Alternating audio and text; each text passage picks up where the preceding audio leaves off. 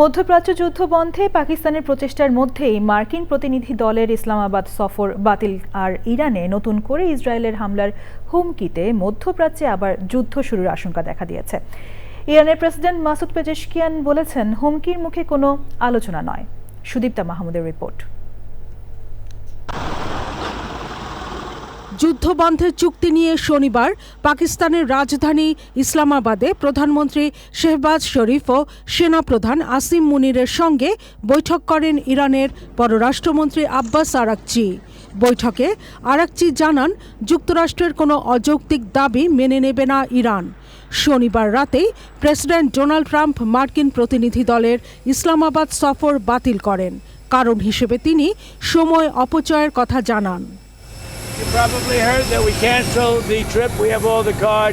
এই পরিস্থিতিতে ইরানে নতুন করে হামলার আশঙ্কা বেড়েছে।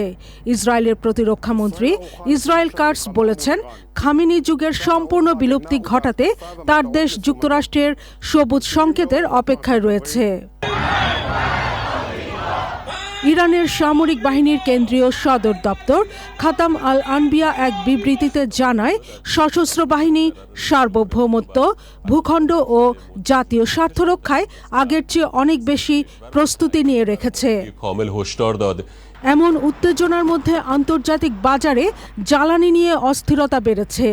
সাধারণ মানুষকে বিদ্যুৎ সাশ্রয়ের আহ্বান জানিয়েছেন ইরানের প্রেসিডেন্ট মাসুদ পেজেশকিয়ান। গুরুত্বপূর্ণ হরমুজ প্রণালীতে আরোপ করা টোলের প্রথম অর্থ পেয়েছে ইরান। দেশটির পার্লামেন্টের উপ স্পিকার জানিয়েছেন, টোল থেকে নেওয়া অর্থ তাদের কেন্দ্রীয় ব্যাংকে ঢুকেছে।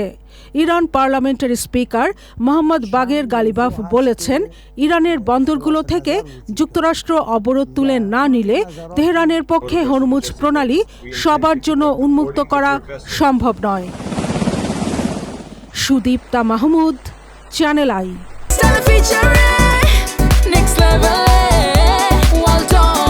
Side by side, free.